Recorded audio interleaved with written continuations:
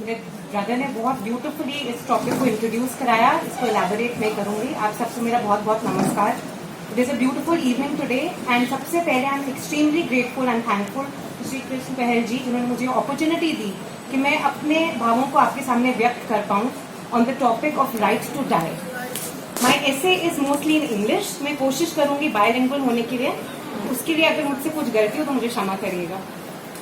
Right to die is a fundamental right now as envisaged by the apex court, by the Supreme Court.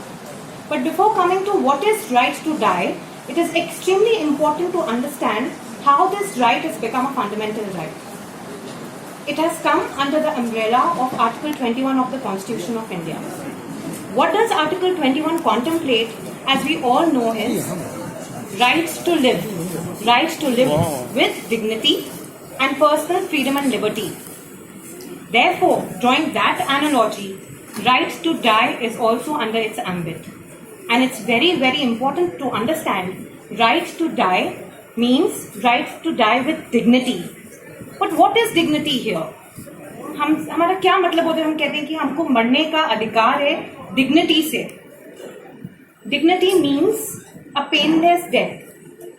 इसका ये मतलब नहीं है कि सेक्शन 306 और 309 of the Indian Penal Code decriminalize हो गया है, बट इसका ये तात्पर्य है कि if a person is in a terminally ill condition, अगर वो एक वेजिटेटिव स्टेट में है, तो क्या उसके पास ये अधिकार है that he withdraws the life support system that on which he is living.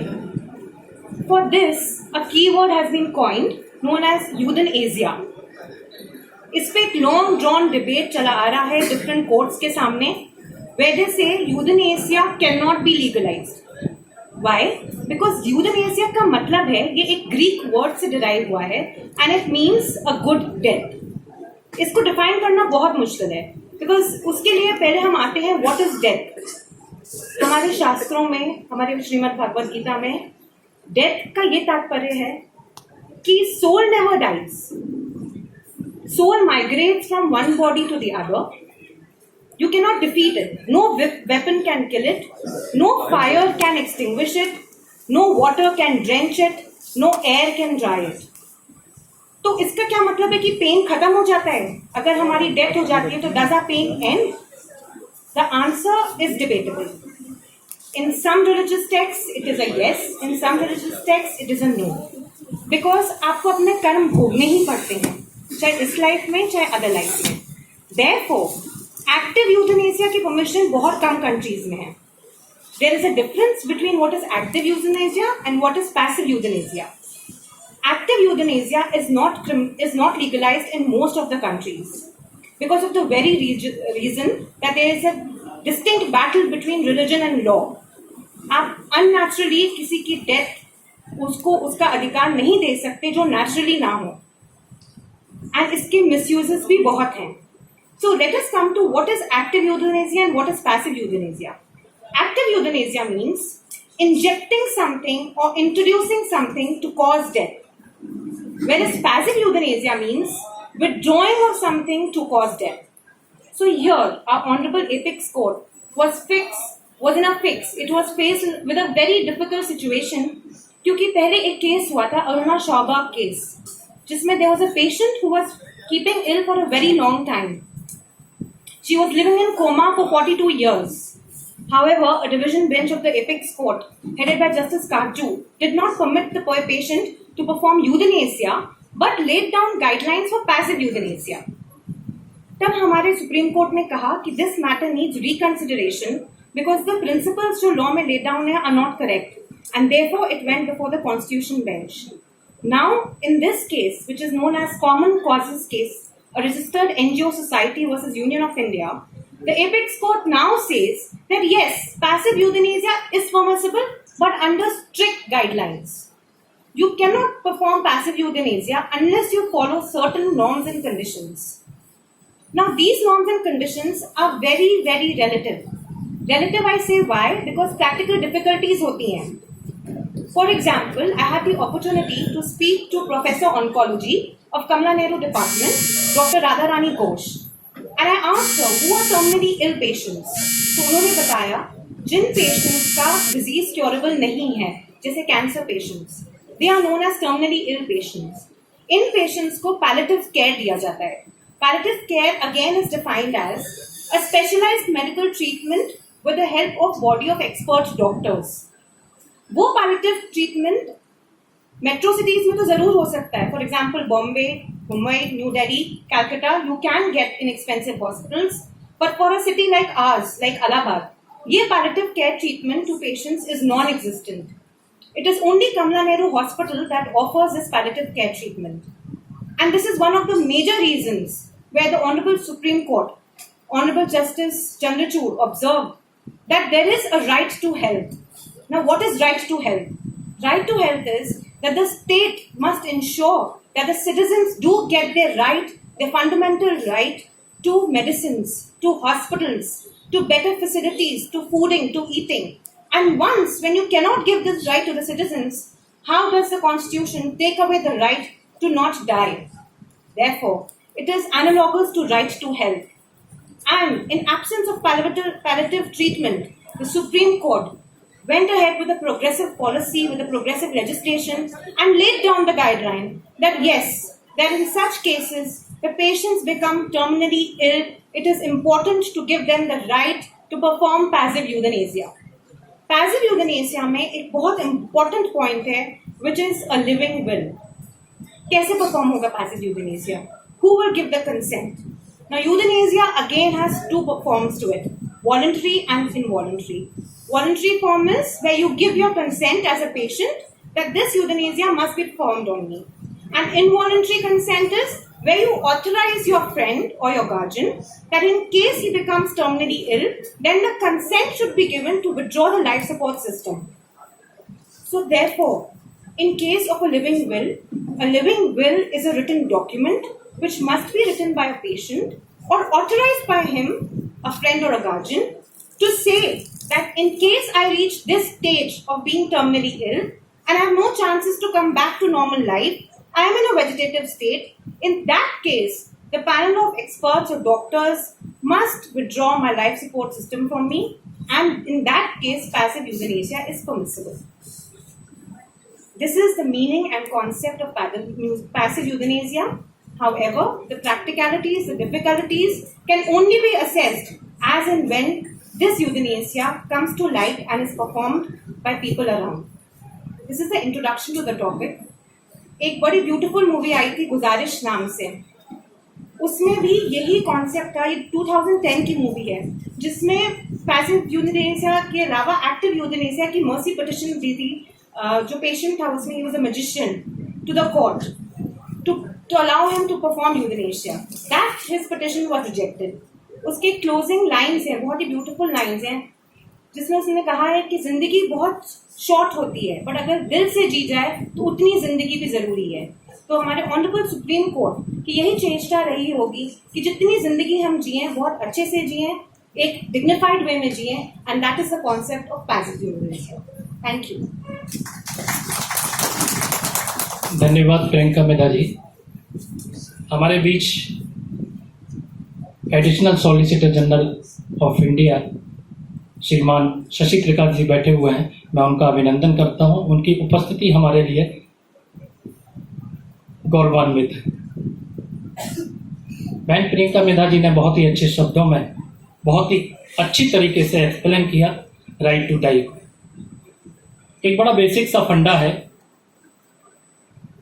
जो चीज इंसान दे नहीं सकता उस चीज को छीनने का राइट उसको नहीं होना चाहिए, क्योंकि व्यक्ति अपने मन से जन्म नहीं ले सकता, और जब अपने मन से जन्म नहीं ले सकता तो कैसे अपनी जिंदगी को समाप्त कर सकता है, या कैसे किसी को परमिट कर सकता है कि वो किसी को परमिट करे कि वो उसकी जिंदगी को मृत्यु कारित करने में उसका सहयोग प्रदान करे। लेकिन इसका एक दूसरा पक्ष भी है। दूसरा पक्ष यह कहता है कि अगर कोई व्यक्ति बहुत ही ज्यादा कष्टप्रद जिंदगी, मौत की स्थिति में हो, बदतर स्थिति में हो, तब उसे क्या करना चाहिए।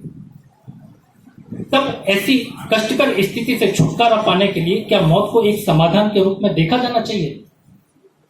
ऑनरेबल सुप्रीम कोर्ट ने भी सरकार से ये कहा कि जहां नॉर्वे, बेल्जियम, स्विट्जरलैंड जैसे देशों में ऐसे यूथेनेसिया परमिटेड है, तो हिंदुस्तान में इस पर कानून क्यों नहीं बन सकता? Right to life, right to die with dignity, right to commit suicide, न ऐसे प्रेसिंग इश्यूज है, न जाने कितने बार कोर्ट के समक्ष ये आए हैं।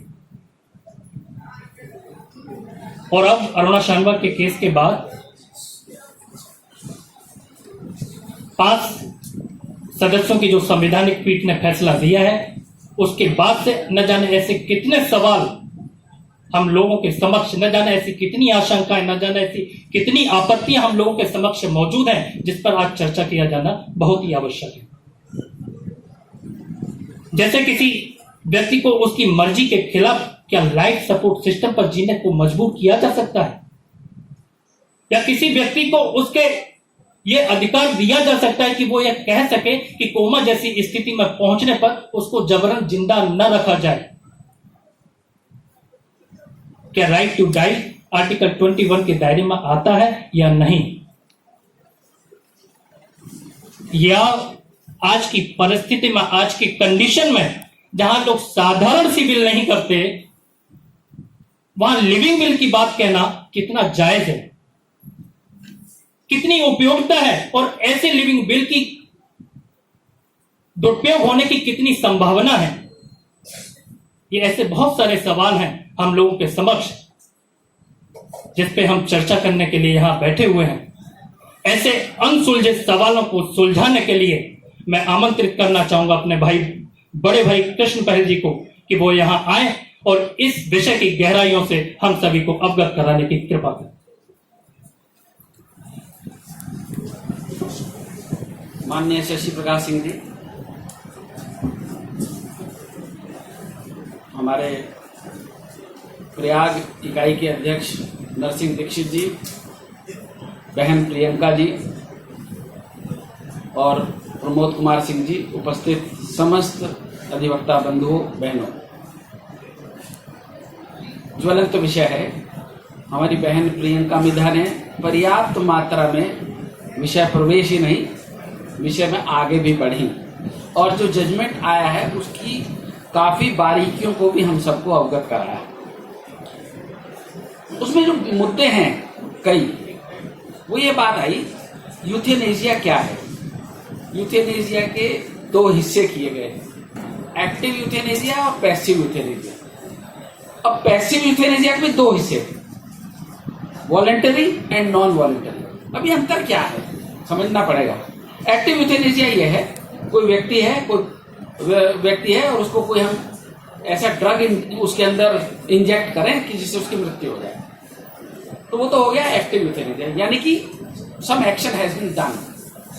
अब पैसिव यूथेनेशिया क्या है? पैसिव वो है कि किसी का ट्रीटमेंट चल रहा है, हम वो न करें, यानी कि what we were suppose to do we are not doing it. हमारा काम था उसका इलाज करना, एक स्टेट का भी राइट, ये कार्य है, ड्यूटी है कि हर व्यक्ति का वो पर्याप्त मात्रा में उपचार करे, तो वो न करे। अब वो भी करने में 2 हिस्से हैं कि वो व्यक्ति कंसेंट देने के लिए केपेबल है या नहीं है। अगर वो केपेबल है तो वो हो गया वॉलंटरी पैसिव यूथेनेशिया। अगर वो इनकेपेबल है, यानी कि he is suffering from brain death, comma, या लॉक इन सिंड्रोम, या परमानेंट वेजिटेटिव स्टेट, या मिनिमल कॉन्शियस स्टेट, बहुत सारी स्टेजेस हैं। अगर हम मेडिकल साइंस में जाएंगे तो उन पर अगर चर्चा करने लगेंगे तो वो भी थोड़ा सा हमें जानकारी होनी आवश्यक है। मुझे लगता है कि थोड़ा थोड़ा उन बिंदुओं को भी हम छुएं, तब ये पूरा विषय हम सबके सामने आएगा। तो पहली स्टेज है ब्रेन डेथ। ब्रेन डेथ किसको कहा जाता है? ब्रेन डेथ उस व्यक्ति को कहा जाता है जिसके ब्रेन में 6 मिनट या उससे अधिक ऑक्सीजन नहीं गई तो उसका ब्रेन काम करना बंद कर देता है, और विशेषकर जो उसका ब्रेन स्टेम है, स्टेम जैसे गोभी होती है, गोभी की जो डंठल होती है, उस डंठल से उसके अंदर पूरी ताकत जाती है ऊपर, तो ऐसे ही वो हमारा जो ब्रेन है उसका वो ब्रेन स्टेम है, तो स्टेम से ही सारा पर ही वो स्टैंड करता है सारा ब्रेन। अगर ब्रेन स्टेम ही मर गया तो उसके ऊपर कुछ नहीं है।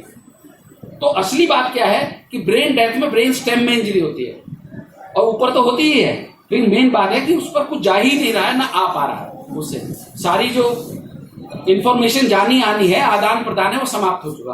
तो ब्रेन डेथ हो गई तो व्यक्ति, लेकिन वर्ल्ड हेल्थ ऑर्गेनाइजेशन क्या कहता है, डेथ क्या डेफिनेशन है, वो डेथ तब मानता है जब ब्रेन और हार्ट दोनों कंप्लीटली काम ना करें तो डेथ मानी जाएगी। तो डेथ नहीं कहा, ये तो ब्रेन डेथ हो गई तो डेथ कह सकते थे। That's why it has been differentiated. तो उसमें क्या कहा, ब्रेन डेथ। ब्रेन डेथ में वो व्यक्ति है जो जिसका मस्तिष्क तो काम नहीं कर रहा, और उसका जो हार्ट है और उसके जो फेफड़े हैं उनको भी काम करने के लिए हार्ट लंग मशीन लगी है, या वेंटिलेटरी सपोर्ट है, या ऑक्सीजन की सपोर्ट है, कोई आर्टिफिशियल सपोर्ट जरूर है, तब वो बॉडी काम कर रही है। यानी वो इतना टर्मिनली इल है, या इतना ट्रॉमा का ऐसा पेशेंट रहा है, ऐसा ट्रॉमा उसने फेस किया है कि उसकी बॉडी की स्थिति यह हो गई है। एक बात। इसके बाद नेक्स्ट स्टेज है कॉमा। कॉमा में ब्रेन डेथ जैसी स्थिति है, लेकिन एक अंतर है उसमें उसकी बॉडी पार्ट्स काम कर रहे हैं, उसको आर्टिफिशियल सपोर्ट में और मे नॉट दोनों की आवश्यकता हो भी सकती है, नहीं भी हो सकती, और उसका ब्रेन के भी कुछ पार्ट्स काम कर रहे हैं, फैकल्टीज काम कर रही हैं, लेकिन वो कहीं पर भी कोई मैसेज आदान प्रदान की स्थिति में वो भी नहीं है। तो वो हो गया कॉमा। वो पड़ा है, कोई हलचल नहीं, किसी प्रकार की आंखें खुलेंगी नहीं, कोई शरीर हिलेगा नहीं, केवल सांस ले रहा है। एक व्यक्ति स्थूल रूप में हमारे सामने है, लेकिन बस सांस ले रहा है, तो उसको हम जीवित तो कह रहे हैं, लेकिन वो कॉमा है। उसके बाद थर्ड स्टेज आती है। थर्ड स्टेज आती है वेजिटेटिव स्टेट। वेजिटेटिव स्टेट क्या है? वेजिटेटिव स्टेट में वो आंख भी खोलता है, वो इधर उधर देखता भी है, आप उसकी तरफ को हाथ करें तो पलकों को झपकता भी है, आप उसको चिकूटी काटें या उसको हम डीप स्टिमुलेशन दें, वो ऐसा उसको पीड़ा पहुंचाएं तो वो उस पर थोड़ा बहुत रिएक्ट भी करता है, बॉडी को मोड़ता है या चेहरे पर भी भाव लाता है। ये सब भाव आते हैं, यानी कि उसके ब्रेन में, उसमें स्टेम में इंजरी नहीं है, उसके ब्रेन के ऊपर के हिस्से में इंजरी है। चीजें आ जा रही हैं लेकिन पहुंच नहीं पा रही हैं, कहीं पर किसी के समझ में नहीं आ रही बात। तो अब वेजिटेटिव स्टेट की भी दो हैं स्टेट, एक टेम्परेरी वेजिटेटिव स्टेट और परमानेंट वेजिटेटिव स्टेट। तो वेजिटेटिव, उसमें विशेषकर जो मेडिकल काउंसिल ऑफ अमेरिका है उसने ये कहा कि परमानेंट वेजिटेटिव स्टेट आने में कम से कम 6 महीने तक वो वेजिटेटिव रहना चाहिए, तब उसको मानेंगे। और वेजिटेटिव में उसको वेंटिलेटरी सपोर्ट नहीं होती, वो ठीक है, ठीक पड़ा है, लेकिन उसका मस्तिष्क काम नहीं कर रहा, उसको मालूम नहीं है आप क्या उसको खिला रहे हैं, क्या नहीं कर रहे हैं, क्या उसके साथ कर रहे हैं, और वो अपने जो डेली रूटीन्स हैं उनको भी करने में उसको कोई जानकारी नहीं है।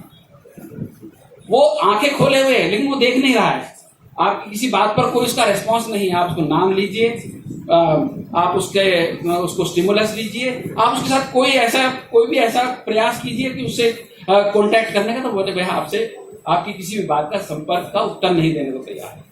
तो वो वेजिटेटिव स्टेट है। परमानेंस तब आती है जब ऐसी स्टेज पर वो पहुंच जाता है कि वहां से वो वापस नहीं आ सकता, तो परमानेंट वेजिटेटिव स्टेट हो गई।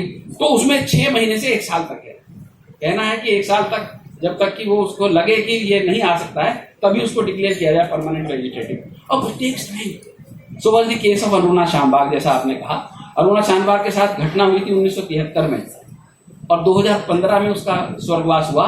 2011 में वो जस्टिस मार्कंडे काटजू और ज्ञान सुधा मिश्रा का जजमेंट आया, और उससे पहले PIL 2004 में डली थी। तो इतना कालखंड हुआ उस महिला के साथ। आप सोचिए, उसका खैर उन्होंने वो KEM मेडिकल कॉलेज जो मुंबई का है, मुंबई इस देश का नंबर 1 प्रीमियर स्थान है जहां पर मेडिकल फैसिलिटीज नंबर 1 है इस देश में। अगर कोई स्थान जिसको नंबर 1 दिया जाएगा तो वो मुंबई है, उसके बाद बाकी स्थान आते हैं।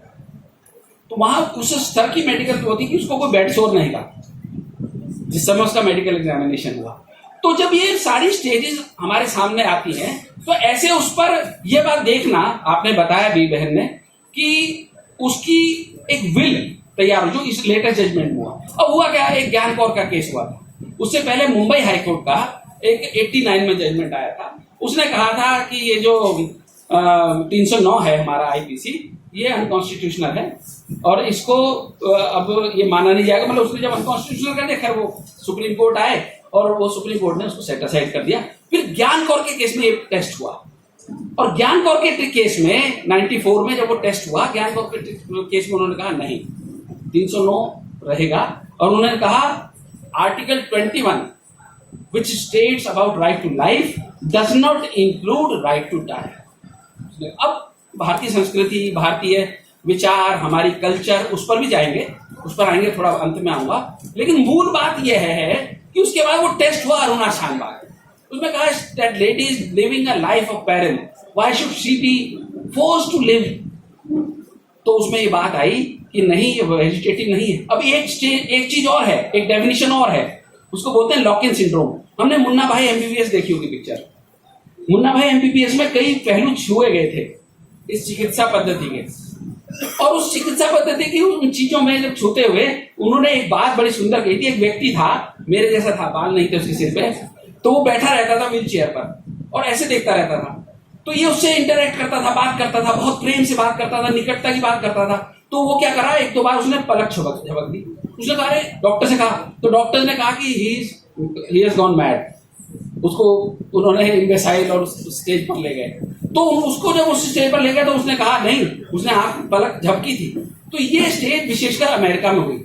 अमेरिका में क्या हुआ कि 20-25 हजार ऐसे लोग जो वेजिटेटिव थे और फिर उसके बाद वो बल्कि ब्रेन डेथ की स्टेज में आ गए, ऐसा उनको डॉक्टर्स का ओपिनियन था, उनके ऑर्गन ट्रांसप्लांट हो गए।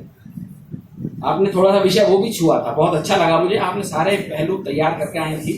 तो उसमें क्या हुआ कि ऑर्गन ट्रांसप्लांट की हमारे देश में करीब 2 लाख हर वर्ष किडनी ट्रांसप्लांट की आवश्यकता होती है और इतने ही लिवर की ट्रांसप्लांट की आवश्यकता होती है। और वो कैसे होगी, उसके लिए 1984 में एक्ट बना, ऑर्गन ट्रांसप्लांट एक्ट है ना, बना। और उसको बनाने के बाद में फिर कई नियम आए, उसमें कई पछड़े हुए, किडनी बिकी, खरीदी गई, किसने खरीदी, जिसकी बिकी पैसा कोई और ले गया, बहुत सारे पहलू हमारे सबके सामने आए। फिर वो बात आई नहीं भाई सख्ती करनी चाहिए, तो गरीब व्यक्तियों का के साथ गलत व्यवहार हो रहा है, उन बेचारों के साथ इस तरह का नहीं व्यवहार होना चाहिए। उस बात पर थोड़ा सा राइटर लगाने का प्रयास हुआ। तो राइटर का प्रयास हुआ तो धीरे धीरे इस पहलू पर भी चर्चा होने लगी कि भाई जो ब्रेन डेड पेशेंट है, मैं जो बात कर रहा हूं अभी तक जो हमारी बात हो रही है ब्रेन डेड पेशेंट्स के अलावा की बात हो रही है, कॉमा, परमानेंट वेजिटेटिव स्टेट और लॉक इन सिंड्रोम, उससे नीचे के स्टेज के लोगों। ब्रेन डेथ की बात नहीं हो रही। ब्रेन डेथ जिसकी हो चुकी है, जो डिक्लेयर हो गया है, बोर्ड डिक्लेयर कर देता है, उसका एक प्रोसीजर है और उसके लिए एक नियम बने हैं और उसके लिए हमारे यहाँ जिसको कह सकते हैं ना, एक देश की एक संस्था बनी है जिसको बोलते हैं नोटो, NOTTO। तो नोटो में क्या होता है कि नोटो जो है national organ and tissue transplant organisation, उसका केंद्र सफदरजंग अस्पताल दिल्ली में है और उसके अंतर्गत रजिस्ट्रेट कराते हैं ऐसी बॉडी, ऐसे संस्थान जो ऑर्गन ट्रांसप्लांट करते हैं। तो वो रजिस्ट्रेशन कराना है उनको। और ऐसे ही नोटो है, नोटो के साथ में दूसरी चीज है रोटो, रीजनल, उसी लेवल पर, वो रीजनल स्टेज पर है। और तीसरा है सोटो। सोटो में क्या है, स्टेट लेवल पर है। तो वो ये तीनों स्टेज पर बॉडीज हैं, हर स्टेट में है कि भाई काय कैसे ट्रांसप्लांट होगा। और नोडल ऑफिसर फिर उसके बनाए गए डिस्ट्रिक्ट मजिस्ट्रेट, वहां से अनुमति लेना, एक फॉर्म है, उसका एक पूरा सिस्टम है। जो ब्रेन डेड होते हैं उनके परिवार वालों से कंसेंट ली जाती है, उनकी एज का भी है, इतनी एज और इतनी एज के बीच के होने चाहिए। फिर उनके ऑर्गन्स, क्या क्या ऑर्गन ट्रांसप्लांट होंगे, क्या क्या की कंसेंट वो दे सकते हैं, कितना वो दे सकते हैं, वो सारी बातें हैं। और उसकी एक प्रक्रिया है पूरी, उस प्रक्रिया पर बहुत ज्यादा नहीं आना क्योंकि आज विषय थोड़ा दूसरा है, लेकिन उसको छूता हुआ है इसलिए उस पर चर्चा की है, बहन ने भी चर्चा की थी। तो उससे बाद जो बात आनी है कि असली बात यह है कि अब ये जो डिसाइड करना है, डिसाइड करने में जो समस्या आती है, उस डिसीजन मेकिंग प्रोसेस में कहीं ना कहीं जो इंसानी भावना है वो आने की आवश्यकता है और आने का खतरा है। तो वह ना आए, वो उससे कैसे बचा जाए, उसके लिए इस कोर्ट ने इंटरवीन किया। अरुणा शानबाग ने क्या कहा था? अरुणा शानबाग ने कहा passive euthanasia is legal, it should be allowed, it should be pronounciated, और इसको, इसके बारे में एक जो स्टेट गवर्नमेंट है इसको लेजिस्लेशन लाना चाहिए। उसने ये नहीं कहा था, उसने कहा था लेजिस्लेशन लाना चाहिए। हालांकि वो लागू था, उसने जिस तरह से जजमेंट किया था उनमें उन्होंने तमाम चीजें डिस्कस की थी। वो आर्टिकल 226 पे भी गए थे। उन्होंने कहा था ये जाएगा कैसे, पेटिशन कहाँ जाएगा कि इसका किसी को पैसिव यूथेनेसिया देना। तो उन्होंने कहा आर्टिकल 226 में जाएंगे। कैसे जाएंगे कि वहां तो रिट्स है। देखो नहीं, रिट्स नहीं, हम केवल रिट्स ही नहीं डायरेक्शंस भी देंगे। तो उसने कहा, तो वो सारा डिस्कशन हुआ था उसमें अरुणा शानबाग में। फिर उसके बाद लेकिन इसमें जब बात आई इस जजमेंट, लेटर जजमेंट में कहा गया नहीं, केवल लेजिस्लेशन की आवश्यकता ही नहीं। एक तरह से ये जो 5 जज बेंच है जो इसकी रेगुलेशन है, लेकिन आज भी मैं बता रहा हूँ ग्राउंड लेवल तक उस पर कुछ नहीं हुआ है। हालांकि 1 ही महीना हुआ है अभी। तो कारण क्या है, स्टेटस सेम है। हो क्या रहा है कि जो ऐसे पेशेंट्स हैं जो परमानेंट वेजिटेटिव स्टेट में उसमें आ चुके हैं, अब वो उनकी बिल तो है नहीं, अभी बिल वाली स्टेज नहीं है। और बिल कोई क्यों देगा, तो बिल देने की प्रक्रिया में अभी हमारा समाज ही नहीं है। मैं आज बताता हूँ, बहुत सारे एक्ट्स बने। एक PNDT एक्ट है, आप सब देखते होंगे, अल्ट्रासाउंड कराने जाते होंगे, एक्सरे की कहीं रेडियोलॉजिस्ट के जाते होंगे, लिखा रहता है बहुत बड़ा। अब तो हर अस्पताल पर लिखा रहता है। तो अब हुआ है क्या कि PNDT एक्ट बना तो दिया। जब आप PNDT एक्ट के इंट्रोडक्शन में जाएंगे, उसकी मूल भावना में जाएंगे, तो आप देखेंगे कि या तो वो वकील नहीं था बनाने वाला, या वो डॉक्टर नहीं था। दोनों में से एक गड़बड़ थी। वकील और डॉक्टर दोनों अपने अपने फील्ड के जानकार लोग बैठने चाहिए, तो कोई सा एक कम जानकार था।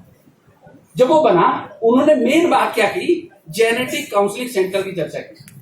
अब जेनेटिक काउंसलिंग सेंटर की आप बात कर रहे हो, genetic counselling is alien to Indian society. हम चर्चा करते ही नहीं कि हमारी जो संतान आने वाली वो किस प्रकार की होगी, कैसा उसका रंग होगा, कैसा उसका शरीर होगा, इस बारे में कहां चर्चा करते हैं। अगर हमारे यहाँ देखें, मैं जन्मता हूं, आप जन्मते हैं। अमिताभ बच्चन ने अपने पिताजी से कह दिया, फ्रस्ट्रेटेड था, नौकरी नहीं लग रही थी, ग्रेजुएशन हो गया था, कई बार आता है चर्चा इंटरव्यू। तो अमिताभ बच्चन ने अपने पिताजी से कहा, जी आपने मुझे पैदा करके सबसे बड़ी गलती की। उन्होंने कहा अपने पिताजी। तो हरिवंश बच्चन बोले ठीक है, उसकी बात सुनी और सुबह को छोटी सी कविता और एक नोट लिखकर उसको चले गए। तो नोट में उन्होंने कहा, बेटा मैंने तुम्हें पैदा करने से पहले अनुमति नहीं ली थी, लेकिन मुझे पैदा करने से पहले मेरे पिताजी ने नहीं ली थी और उनके पिताजी ने उनसे नहीं ली थी। अब आप एक काम करना, आप अपने बच्चे पैदा करने से पहले उनसे अनुमति लेना। जब अमिताभ बच्चन से ये बात कही तो अमिताभ बच्चन ने इंटरव्यू में ये बात बताई। तो उन्होंने कहा ये परिस्थिति नहीं है, जो व्यक्ति जन्म लेता है उसका कंट्रोल नहीं है। बताइए, आप किसी को पता है हमारा जन्म होने वाला है, हमें मालूम नहीं, हमारा जन्म हो गया सबका। तो जन्म पर हमारा कंट्रोल नहीं, ऐसे ही मृत्यु पर कोई कंट्रोल नहीं। मृत्यु होती है, जिसकी भी मृत्यु हो रही है। अभी एक कार्डियो डॉक्टर थी और उसने डॉक्टर ट्रीटमेंट कर बाहर जो नर्सिंग स्टेशन है वहां पर खड़ी एक अपना मेडिकल नोट्स बना रही थी, बनाते बनाते सकम करी और वही डेथ हो गई। काफी चला था सोशल मीडिया में वो वीडियो। तो डॉक्टर खुद हार्ट की डॉक्टर, एक विशेषकर कार्डियोवैस्कुलर डिजीज की, और वो व्यक्ति वो उसको नहीं मालूम चला, उसकी डेथ हो गई। तो यानी कि डेथ पर किसी का कंट्रोल नहीं है। हम जीवन के बारे में, हम अपने जन्म के बारे में नहीं कंट्रोल हमारा मृत्यु पे कंट्रोल नहीं, तो इस जीवन पे क्या कंट्रोल है? काहे का इनकार, किस चीज पर हम लेकर चलते हैं? तो देखें तो ये जो हमारा दो हमले हैं, इन पर एक सेतु है जीवन का, जन्म और मृत्यु, इसके बीच का जो जीवन है, इस पर इसके बहुत ज्यादा बारीकियों पर जाने की, बहुत ज्यादा चीजों में तेरा मेरा इसका उसका, इन सब चीजों में अगर हम पड़ गए, इससे दूर उठ गए, तभी तो मोक्ष की स्थिति में आए गौतम बुद्ध में क्या ये स्थिति आई थी। और ये हमारे इससे रेलेवेंट भी है। गौतम बुद्ध जब कसिया गए, हम सब गए होंगे, हमारे उत्तर प्रदेश में ही है, पूर्वांचल में, जब कसिया पर उनके साथ उन्हें कुछ खिला दिया गया और वहां से वो कुशीनगर पहुंचे, तो कुशीनगर में जब उनका अंतिम समय आ रहा था, उनसे किसी ने कहा कि आपको बड़ी पीड़ा होगी, कष्ट होगा। अच्छा, वो मोक्ष प्राप्त कर चुके थे, तो मोक्ष आपकी वो स्थिति, मोक्ष क्या है? मोक्ष इज स्टेट ऑफ माइंड, कि हम ऐसी स्थिति में पहुंचे जिसके लिए मेरा ये सब वैल्यू ना रहे चीज की, ज्ञान की प्राप्ति। तो जब वो मोक्ष प्राप्त कर चुके थे गौतम बुद्ध, तो वो जब वहां पहुंचे तो उनसे कहा किसी ने कि आपको बड़ी पीड़ा होगी, कि मुझे कोई पीड़ा नहीं, शरीर को होगी। तो बात समझना, मैं कौन हूं, मैं कहां हूं। आपने चर्चा भी की थी आत्मा के बारे में, कि आत्मा गीता का चर्चा करते हुए, तो बात उस तक जाते हुए हमारी संस्कृति में भी विशेषकर अगर देखा जाए पुराना भी प्रायोपवेशनम का कंसेप्ट था। और जो उदाहरणों में आता है सबसे पहला राजा परीक्षित का आता है। राजा परीक्षित ने क्या किया था? राजा परीक्षित राजपाट मिला, आराम से बढ़िया राज जिया। राज जीने के बाद उनको लगा कि अब मेरे पास कोई जीवन जीने की कोई लालसा नहीं है, कोई उत्कंठा नहीं है, कुछ रहा नहीं कि कुछ मुझे एक्सपेंशन करना हो, कुछ और पाना हो। संतान है, उनका भी राज्याभिषेक कर दिया, अब क्या करना है? तो उन्होंने कहा इस जीवन को समाप्त कर दिया जाए। तो उसको उस समय जो है भागवत सुनाई थी उनके पुत्र ने, जो अपने उनका जिन्होंने महाभारत लिखी थी, वेद व्यास के पुत्र ने। तो हाँ, तो उन्होंने जब उसको सुनाई, वो भागवत सुनाई, और उसके बाद धीरे धीरे उन्होंने कुछ दिन बाद अपना देह त्याग ऐसे ही कर दिया। तो ये तो पैसिव यूथेनेसिया था, उन्होंने कुछ लिया नहीं, ग्रहण नहीं किया। और यही नहीं, हमारे जैन समाज में भी बता रहे थे, आज भी चर्चा भी कर रहे थे, हमारे पीके सिंह जी भी चर्चा कर रहे थे और बाकी भी चर्चा कर रहे थे कि हमारा जैन समाज, बौद्ध समाज, हमारे भारतीय संस्कृति में ये परंपरा रही है। लेकिन परंपरा कब रही है? वो पब्लिकली डिक्लेयर करता है।